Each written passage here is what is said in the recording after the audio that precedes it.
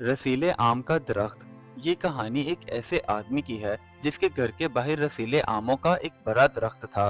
गांव के बच्चे रोज वहां आम तोड़ने के लिए आते थे, मगर वो आदमी बच्चों को बहुत ही ज्यादा डांटता था। यहाँ तक कि बच्चे उससे अब डरने लगे। और फिर एक दिन अचानक उसके घर के बाहर से बच्चों की हंसी हमेशा के लिए खत्म हो गई। तब उसकी बीवी ने उसे एक ऐसी बात समझाई जिसने उसका दिल बदल दिया। आखिर क्या थी वो बात, ये जानने के लिए कहानी को मुकम्मल देखें।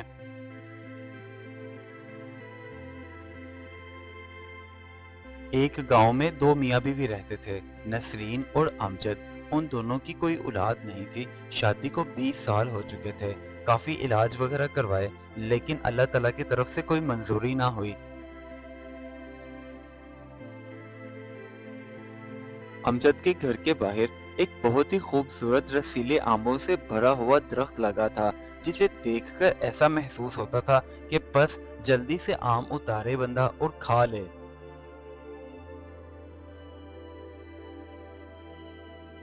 गर्मियों का मौसम शुरू हो चुका था और अब बच्चों को गर्मी की छुट्टियां हो गईं। और वो सब खेलते खेलते एक दिन अचानक आमिर के घर के पास आ गए। और जब उन्होंने दरख्त पर रसीले पके हुए आम देखे तो उनका जी ललचाने लगा। बस फिर जब उनसे बर्दाश्त ना हुआ तो सब बच्चों ने मिलकर कहा, लो भाई, आज के खाने का इंतजाम तो हो गया। अब हम इस दरख्त से पके हुए आम उतारेंगे और खूब मजे से खाएंगे।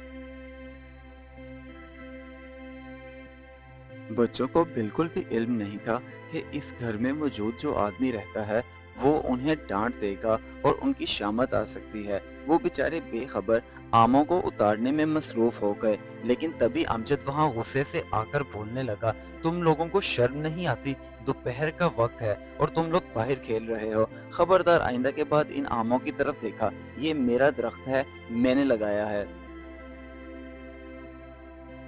अमजद का यूं गुस्से से बोलना बच्चों की जान ले गया। वो बेचारे डर के मारे जल्दी से वहां से भागने लगे और अमजद ने भी पीछे उनके दौड़ लगा दी ताकि वो आइंदा यहाँ कभी भी ना आ सके।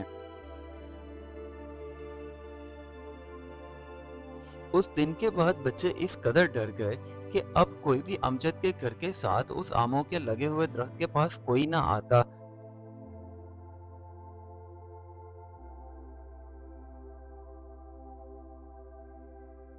बच्चों के ना आने की वजह से वहां इस कदर खामोशी हो गई, ऐसा लगता था जैसे तन्हाई काट खाएगी। क्योंकि अमजद जब उस दरख्त के पास जाकर बैठा तो उसे खुद भी ऐसे ही महसूस हो रहा था।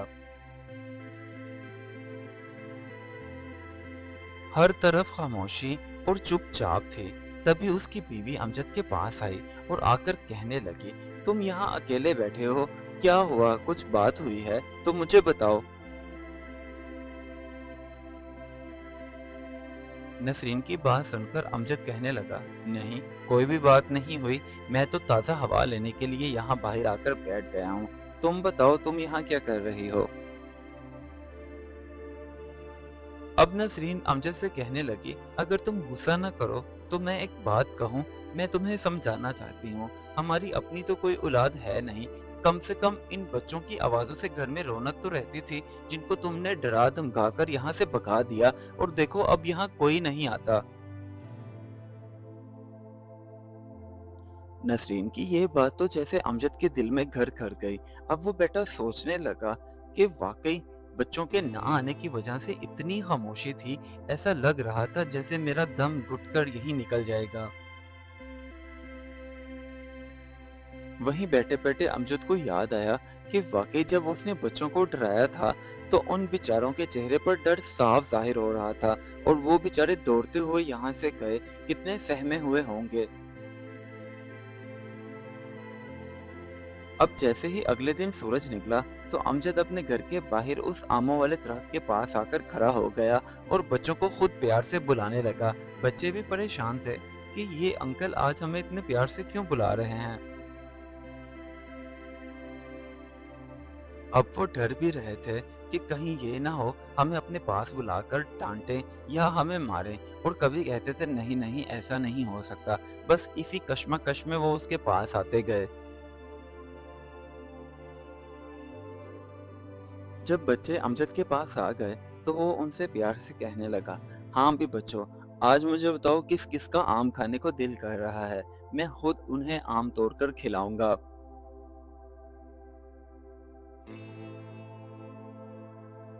अमजद के मुंह से ये बात सुनकर तो बच्चे खुशी से उछलने लगे।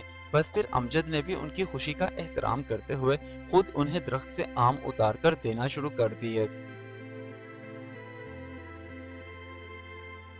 उस दिन के बाद अमजद ने उन बच्चों के साथ मिलकर अपने घर के बाहर और भी फलों के दरख्त लगाए, ताकि बच्चे हमेशा वहां आते जाते रहें और रौनक लगी रहे। इस कहानी से हमें ये सबक मिलता है, बच्चों की हंसी घर की सबसे बड़ी रौनक होती है और मोहब्बत बांटने से कभी कम नहीं होती, और नर्म दिल इंसान ही सबके दिलों में जगह बनाता है। Do like my videos and don't forget to subscribe my YouTube channel. Also press the bell icon.